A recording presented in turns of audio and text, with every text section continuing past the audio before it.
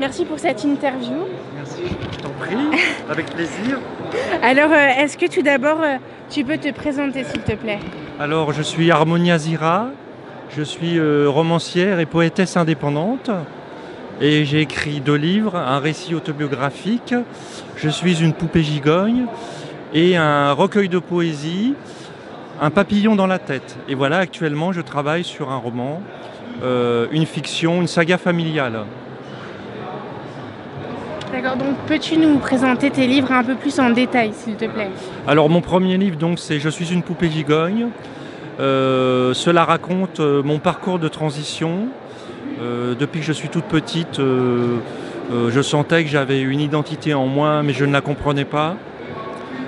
J'étais sujette à beaucoup d'angoisse, beaucoup de cauchemars. J'essayais de ressembler aux autres garçons, mais je n'y arrivais pas. Et à force de vouloir ressembler aux autres garçons, je me suis marié, j'ai eu des enfants. Et à 50 ans, j'ai rencontré un homme avec lequel aujourd'hui je vis et qui m'a révélé ma vraie identité. Et j'ai commencé ma transition en décembre 2012, que j'ai fini en mai 2015. Et donc dans ce récit autobiographique, Je suis une poupée gigogne, je raconte ce parcours, à quoi j'étais confronté, à l'administration française pour changer d'identité, aux traitements médicaux, et enfin à l'opération finale à Gand en Belgique, où j'étais réassigné, où on m'a réassigné un nouveau genre, le genre féminin. Et pour le recueil? Alors le recueil de poèmes, en fait, c'est le pendant poétique de Je suis une poupée gigogne. Donc c'est des courts textes où je montre, je manifeste mes colères, mes sentiments de révolte, ma souffrance, mes victoires aussi, et où on suit en fait tout mon itinéraire, mais sur un côté poétique. D'ailleurs, dans ton premier livre, Poupée gigogne, est-ce que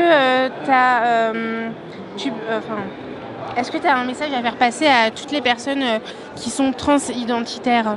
Oui, j'ai un message à faire passer, qu'il faut croire en soi et aller jusqu'au bout, parce que c'est un parcours très difficile, parce qu'en France, le traitement des personnes trans, c'est une vraie catastrophe. On est encore considérés comme des malades qu'il faudrait soigner, malgré les avancées, les quelques avancées législatives. Et c'est vraiment un parcours très difficile. Et en ce qui me concerne, j'ai dû me faire opérer en Belgique, parce qu'en France, les opérations de réassignation de genre sont vraiment pas au niveau. Et il y a beaucoup d'échecs et beaucoup de suicides de personnes trans qui n'arrivent pas justement à se faire traiter dans de bonnes conditions. Donc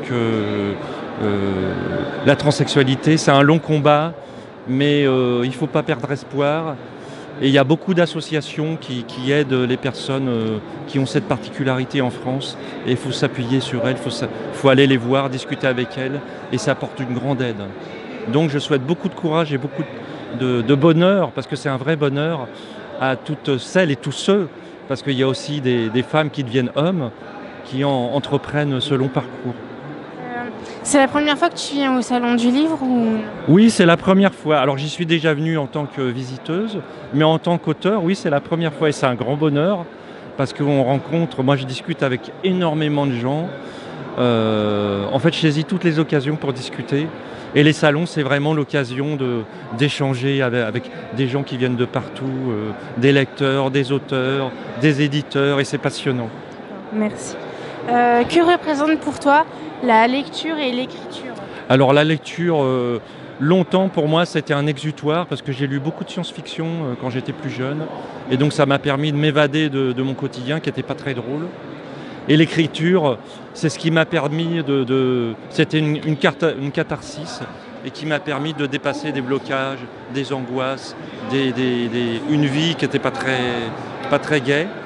Et aujourd'hui, ce récit autobiographique, justement, m'a permis de passer à autre chose.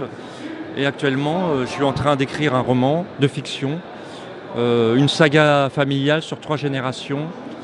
Et dans ce roman, j'essaye d'illustrer comment un secret familial peut empoisonner la vie d'une même famille. Voilà, c'est un grand projet et que j'espère mener à bien cette année. Je suis je dirais que je suis en train de le finir, quoi. Il devrait sortir en 2018. Ça avance bien. Ouais, ça avance bien, j'ai écrit près de 400 pages. Ah bah c'est cool, c'est super. Pour finir cette interview, que je te remercie beaucoup d'avoir participé. Avec grand plaisir. Tu peux nous citer 3 de tes livres favoris? 3 de mes livres favoris. Alors il y a un livre qui m'a beaucoup marqué, c'est L'amant de Marguerite Duras et un barrage contre le Pacifique. Parce qu'en fait, déjà, m'a marqué par l'écriture, parce qu'il y a une écriture très moderne, qui a été décriée en son temps, parce que certains trouvaient ça un peu bizarre, parce qu'elle fait beaucoup de retours en arrière, elle fait beaucoup de répétitions de mots, et moi je trouve que c'est une écriture vive, dynamique, une écriture coup de poing, et ça m'a beaucoup marqué. Et ça m'a beaucoup marqué aussi parce que Marguerite Duras fait de sa vie un roman. Et donc, ces livres, en tout cas ces 2 livres, sont largement autobiographiques. Et moi, ça m'a permis de franchir un cap et de me dire, peut-être que moi aussi, je pourrais faire de ma vie un roman, de fiction. Et donc, ce qui m'a donné le pied à l'étrier pour écrire mon prochain roman. Et je vais vous donner en exclusivité le titre, qui s'appellera « Tu ne le diras à personne ». Parce qu'en fait, mon grand-père paternel était pédophile. Et je l'ai appris très tard.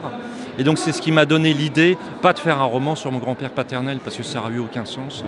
Ce qui m'a donné l'idée d'écrire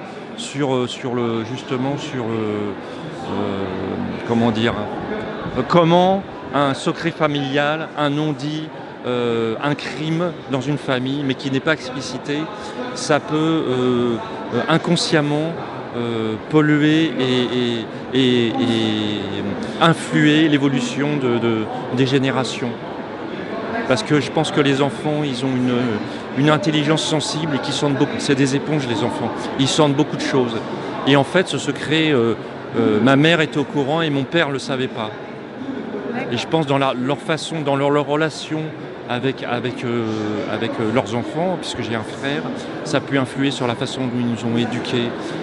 Voilà. Et j'aime bien réfléchir sur cette question-là, sur les questions de la famille. Et il y a des bouquins qui m'ont beaucoup marqué aussi, c'est les bouquins d'Isaac Asimov, parce que quand j'étais adolescente, je lisais beaucoup de science-fiction. Et ça m'a permis de découvrir des univers fantastiques. Et ça m'a sorti un peu de mon quotidien, qui n'était pas très drôle. Et c'est des livres qui m'ont beaucoup marqué. Et finalement, qui m'ont peut-être aidé à franchir des caps dans ma vie. Parce que ça m'a montré aussi qu'il y avait d'autres possibles. Et qu'on pouvait construire autre chose. Et qu'on pouvait finalement naître 2 fois. C'est-à-dire que la thématique des robots... peut-être avait une relation avec le fait que moi aussi je me suis reconstruite en quelque sorte. Puisqu'on construit des robots, bon, pourquoi moi j'aurais pas aussi la possibilité de me reconstruire, de reconstruire une autre identité. Et donc en y réfléchissant, la thématique du robot en fait devait me parler profondément et je ne m'en apercevais pas. Mais c'est des livres qui ont beaucoup compté pour moi. Voilà. Eh bien, merci Harmonia pour cette interview et on se retrouve bientôt sur les réseaux. Oui, avec plaisir. Et je voudrais dire que Sophia fait vraiment un travail remarquable parce qu'elle donne la parole à des auteurs auto-édités, indépendants. Et justement, comme quand on est indépendant, on est obligé de faire la promotion de ses livres. Et c'est un travail très, très important et très prenant. Et qu'il y ait des blogueuses justement qui permettent aux auteurs indépendants de s'exprimer et d'être visibles, c'est vraiment très important. Et c'est remarquable et je vous remercie pour ça. Eh bien, c'est avec un très grand plaisir. On s'autocongratule. Voilà, c'est un très grand plaisir. Merci beaucoup. Je t'en prie. Au revoir.